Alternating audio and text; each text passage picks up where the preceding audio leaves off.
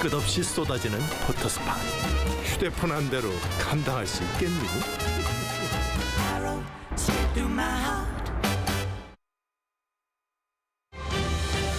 Coming up on Arirang News, South Korean President Yoon holds talks with Irish Prime Minister Varadkar in Seoul, agreeing to expand bilateral cooperation in many areas, marking the 40th anniversary of ties between the two countries. Israel continues to pound Gaza with airstrikes, and its military says it has surrounded Gaza City, cutting it off from the rest of the enclave. Tonight, we hear how desperate the humanitarian situation is in Gaza from the inside. The United States imposes a new round of sanctions on some 130 entities and people, including companies in China, Turkey, and the United Arab Emirates that are suspected of assisting Russia with its invasion of Ukraine.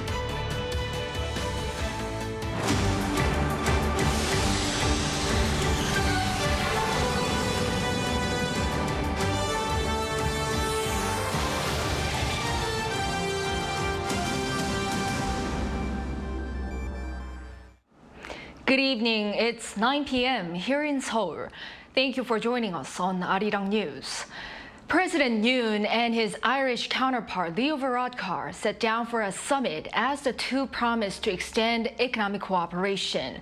South Korea is the first destination for the Team Ireland Trade Mission Week, showing how the Irish leader considers Seoul to be a crucial economic partner. Our presidential office correspondent Kim Do-yeon starts us off.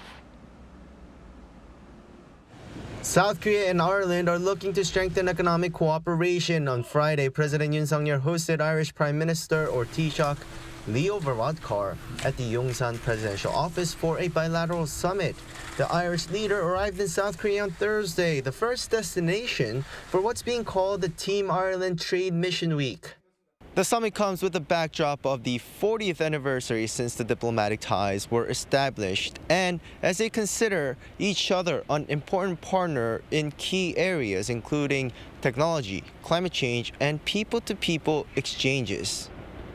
As the two exchange their views on how to expand economic cooperation, the top office says President Yoon wished to focus on the two strengths such as the biohealth industry. In addition, President Yoon touted the recent decision to expand the annual working holiday participants for Irish nationals to 800, as they will help with exchanges between future generations.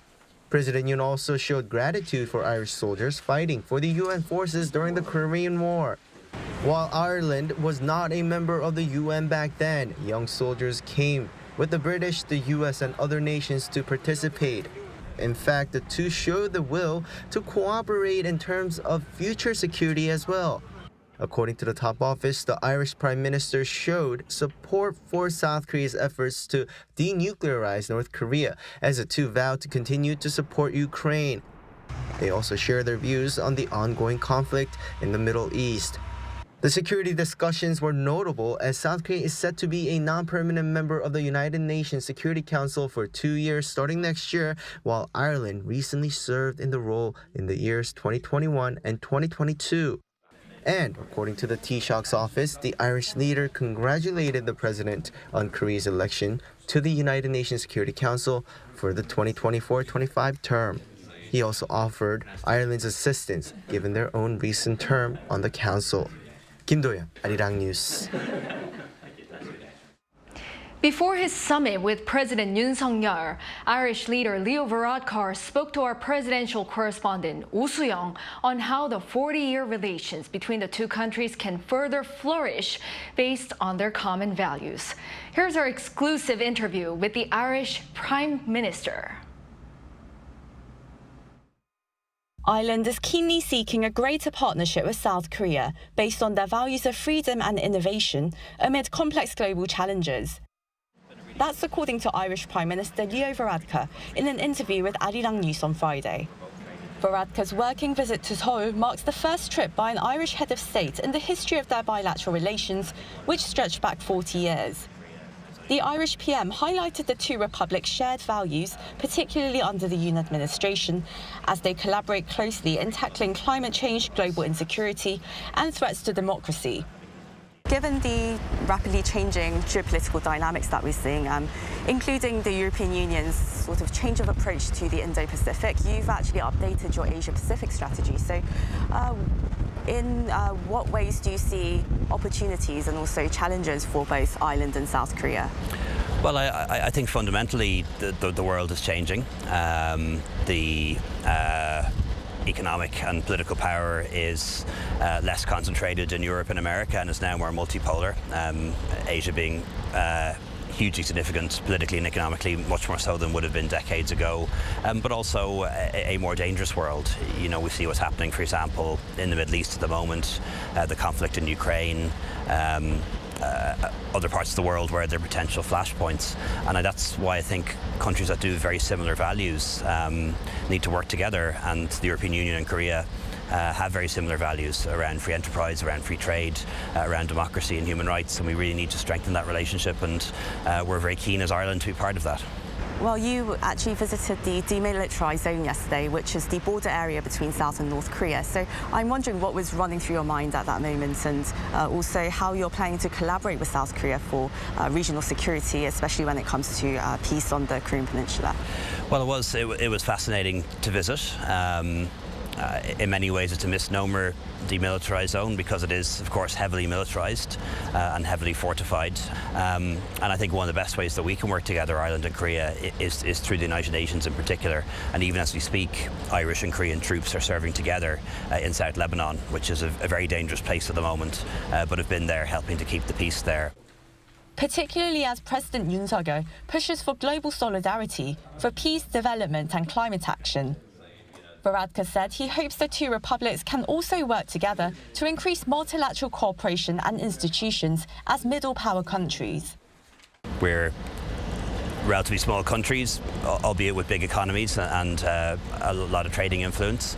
And for countries like ours, we'll do best in a world that is rules-based, that has institutions that function, that it's not just the really big countries that make all the decisions or those countries with massive military economic power.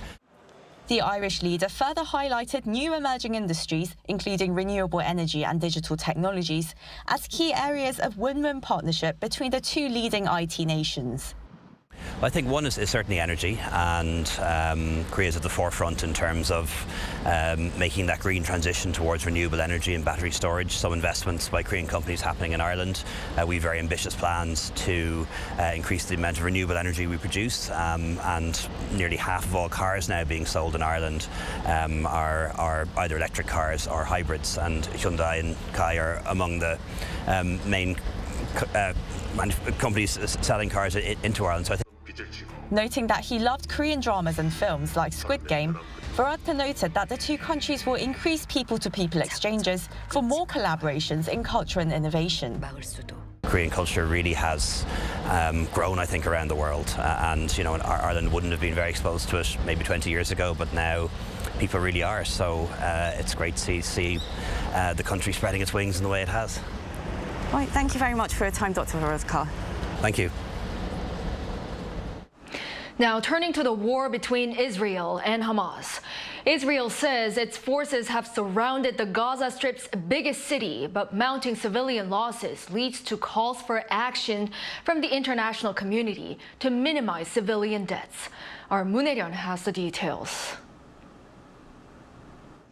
Gaza City has reportedly been surrounded by Israeli forces, and as the conflict continues, countries are pressing to minimize civilian losses.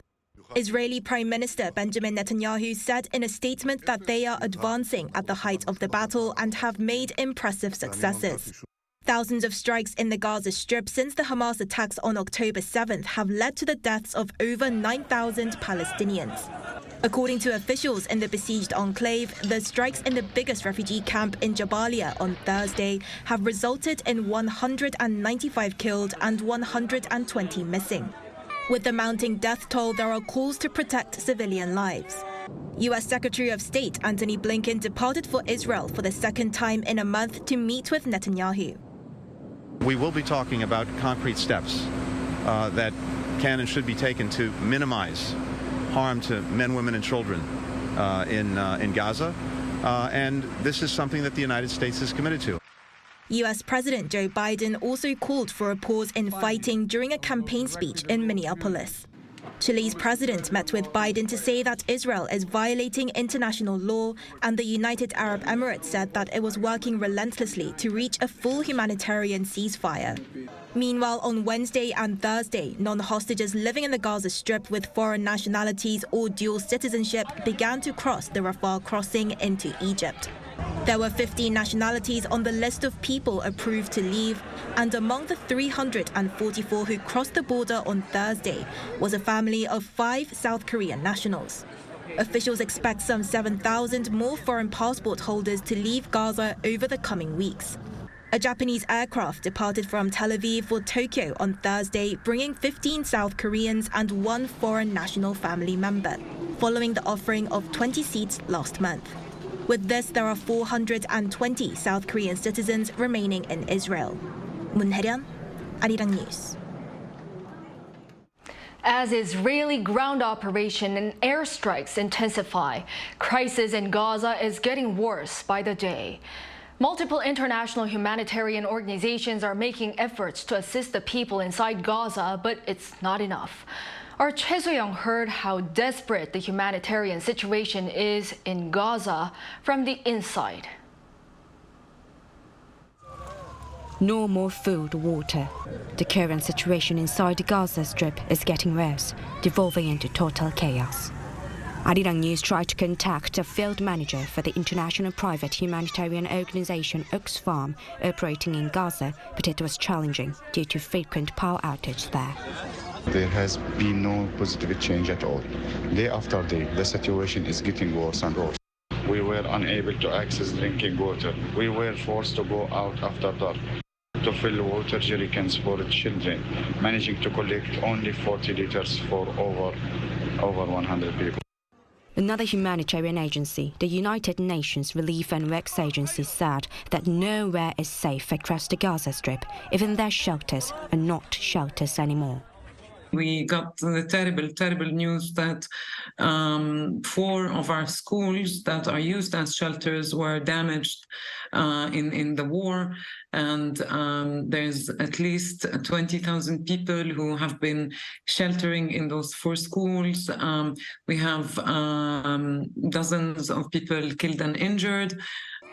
Along with thousands of innocent civilians, she has lost 72 colleagues who have been killed since the war began in Gaza. Everywhere there is people who continue to be killed, including our own staff. For example, last night we lost one of our colleagues. Her name was Mai. She's a young girl in her 20s, a software developer who I actually know personally. She says serious hygiene problems are threatening the Palestinian refugees, causing a public health disaster. As the agency's schools and camps are also overcrowded, children at risk of life-threatening health issues are rapidly increasing. It's a very grim situation, and with that comes obviously risks due to lack of hygiene. We have reports that 400 people are sharing one toilet, as one example. We know that among children there's diarrhea, there's scabies. And should not be surprising to anyone because of the living condition, how much it's overcrowded, and the lack of sanitary. Currently, UNRWA is supplying flour for free to 70 bakeries in the Gaza Strip to enable people to have bread, but it covers only 3% of the total demand in Gaza, and even that is expected to run out within 5 to 6 days. Choi Soo-young, Arirang News. The United States has sanctioned more companies and people in a bid to cut off Russia's access to tools and equipment to support its war in Ukraine. According to AP News, the sanctions imposed by the U.S. Treasury Department's Office of Foreign Assets Control on Thursday has targeted some 130 people and third-party firms from Turkey, China, and the United Arab Emirates. These include Turkish national Berk Turkin and companies he owns, which allegedly have ties to Russian intelligence. It also includes a number of firms from the UAE that have allegedly shipped aviation equipment and machines used for data reception. Russia's state-owned Sputnik News reported that the combined total number of sanctions announced on Thursday, including Russian companies, came to 37 people and 192 firms. Following Russia's decision to revoke its ratification of a global treaty that bans all kinds of nuclear tests, South Korea and the U.S. expressed concern. Seoul has urged Moscow to reconsider, while Washington has called it an irresponsibility. Our foreign affairs correspondent Bae Eun-ji has more. South Korea has expressed deep regret and disappointment over Russia's withdrawal of its ratification of the Comprehensive Nuclear Test Ban Treaty. In a statement on Friday, the Foreign Ministry spokesperson urged Russia to reconsider. This comes after Russian President Vladimir Putin on Thursday local time signed a law withdrawing the country's ratification of the Global Nuclear Test Ban Treaty. The legislation, which was passed unanimously in both the upper and lower houses of Russian parliament, revokes Moscow's ratification of the 1996 treaty that bans all nuclear explosions, including live tests of nuclear weapons, whether for peaceful or military purposes. The country has been arguing that the treaty was never effective because some key countries did not ratify it. Then, on October 6th, it announced its intention to withdraw from the treaty to mirror the position of the U.S., which has signed but not ratified the treaty. A long time ago, we signed and ratified, but the Americans did not ratify. To bring the situation to a common denominator, the President allowed for the possibility of revoking this ratification. Adopted by the United Nations in 1996, the CTBT has served as a key tool to prevent nuclear proliferation. But it hasn't been put into force as it still needs ratification from 8 specific countries. In addition to the US, China, Egypt, Iran, and Israel have signed the treaty but have not ratified it, and North Korea, India, and Pakistan have not yet signed it. In response to Russia's latest move, the U.S. Secretary of State Antony Blinken also expressed concerns, calling it an irresponsibility that represents Moscow's misguided efforts to heighten nuclear risks and raise tensions as it pursues its war against Ukraine. He also warned that Russia's actions will only serve to set back confidence in international arms control. Bae Eun-ji, Arirang News. You said you couldn't talk about. Lights have been observed during the night at a North Korean space vehicle launching facility, suggesting that the regime could be preparing for what will be its third attempt to launch a military reconnaissance satellite. Satellite images taken during the night released by NASA on Friday showed lights on the 19th, 21st, and 26th of last month in parts of the Sohae satellite launching station. Van de Pen, a former U.S. government weapons expert, said it was impossible to be certain that the North is about to launch a satellite just by observing the lights. But what is clear is that the regime is preparing for a launch from the site. U.S. Secretary of Defense Lloyd Austin will be in Seoul later this month for an annual bilateral defense meeting. According to the Pentagon on Thursday, Austin will join Defense Minister Shin Won-sik for the Security Consultative Meeting and seek to reaffirm Washington's steadfast commitment to regional security. Austin is also poised to partake in an inaugural defense ministerial meeting involving UN command member states. His latest trip here is part of a 3-nation tour, including India and Indonesia, as the Biden administration looks to bolster its strategic presence in the Indo-Pacific region. The United States and China will hold climate talks in California this weekend to seek progress ahead of the COP28 climate summit in Dubai. The U.S. State Department announced on Thursday that climate envoy John Kerry will meet with his Chinese counterpart Xie Zhenhua from Saturday through Tuesday. The talks will be held at the Sunnyland Desert Resort on the eve of an expected U.S. visit by Chinese leader Xi Jinping. The State Department said the two sides will discuss enhanced implementation and ambition and efforts to promote a successful COP28. World leaders and climate negotiators will gather in Dubai from November 30th for the latest UN-led summit.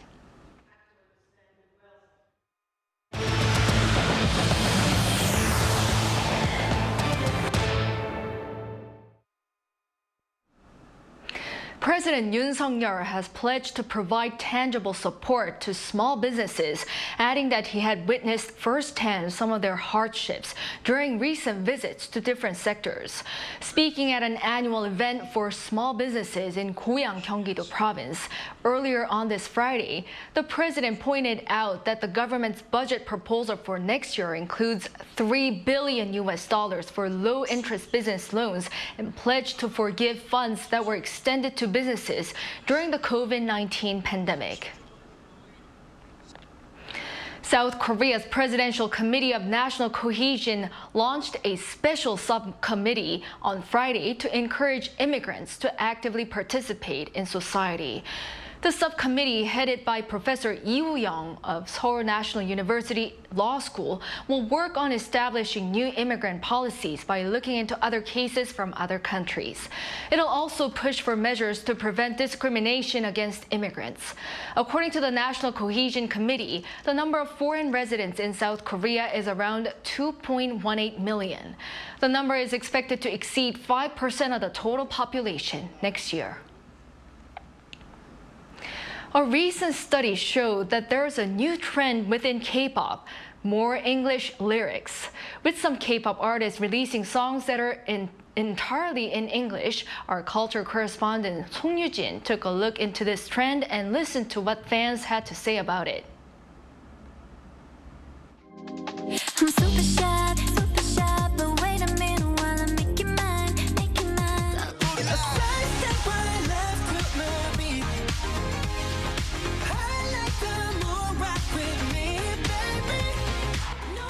These songs show a growing trend within the K-pop industry, more English lyrics. A recent study found that K-pop songs that charted in the top 400 of Circle Chart, a Korean album sales tracker in the first half of this year, had more English lyrics than 5 years ago. This is mainly because more people around the world are listening to K-pop. In the past, the genre was mostly for listeners at home. But with the global success of artists like Psy, BTS, and Blackpink, K-pop now has a global fan base. The key to popular music lies in connecting with the audience. Incorporating English lyrics can help establish that connection in America and Europe. This way, K-pop can have a broader international appeal. This is also the reason why girl groups incorporate more English lyrics. Female K-pop stars tend to hold a more diverse global fan base than their male counterparts.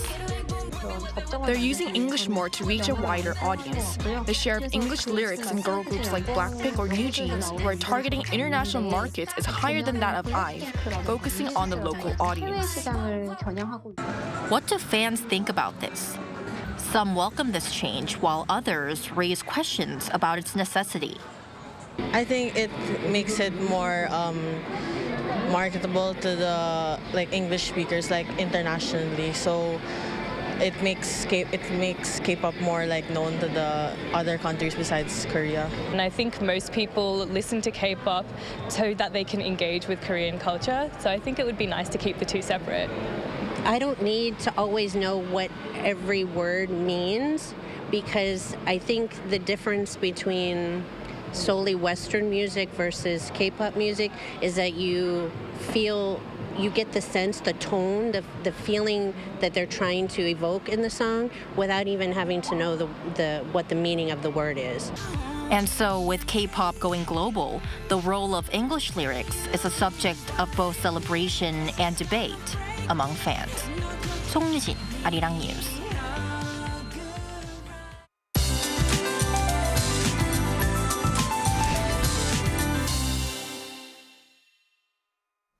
For this weekend, unsettled weather pattern will prevail across the nation. For Gangwon-do Province and southern regions, showers will start tomorrow. By Sunday, rain will spread nationwide. Along with the cold showers, temperatures will be on a cooling trend. As for the amount of rainfall, Jeju Island will see the most with up to 50 millimeters in the forecast. Gangwon-do and Gyeongsang-do provinces will see 5 to 40. Parts of Gyeonggi-do, Chungcheong-do and Jeollado provinces can expect about 5 to 20 millimeters. Inland regions will see gusty winds from time to time. For eastern Gangwon-do province, winds will be extremely violent, with winds gusting as fast as 30 meters per second. Make sure to secure any items that could get blown away. Tomorrow, Seoul and Daegu will be starting off at 14 degrees Celsius. Daily highs in Seoul will get up to 22 degrees, Gwangju 24, Daegu and Gyeongju will be reaching 20 degrees. After the rain, a surge of Arctic air will filter into the nation. For next Tuesday and Wednesday, lows will be dropping to 4 degrees Celsius in Seoul. That's all for now, and here are the weather conditions around the world.